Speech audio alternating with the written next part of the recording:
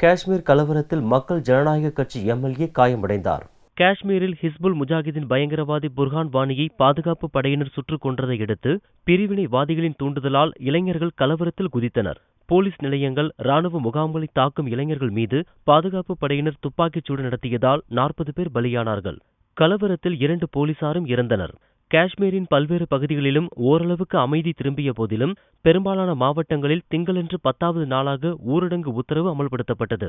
இதனிடையே மக்கள் ஜனநாயக கட்சி எம்எல்ஏ முகமது கலீல் பந்த் புல்வாமாவிலிருந்து ஸ்ரீநகருக்கு காரில் சென்றபோது கார் மீது கலவரக்காரர்கள் கல்வீசி தாக்கினர். இதனால் கார் கவிழ்ந்து அவர் படுகாயமடைந்தார். ஆனால் விபத்தில் சிக்கியதால் மருத்துவமனையில் சேர்க்கப்பட்டுள்ளதாக அரசு செய்தி தொடர்பாளர் நயீம் அக்தர் தெரிவித்தார். வதந்திகள் பரப்பப்படுவதை தடுக்க இன்டர்நெட் சேவை முற்றிலும் துண்டிக்கப்பட்டுள்ளது. வன்முறையை தூண்டிய பாகிஸ்தான் சேனல்களுக்கு தடை விதிக்கப்பட்டுள்ளது.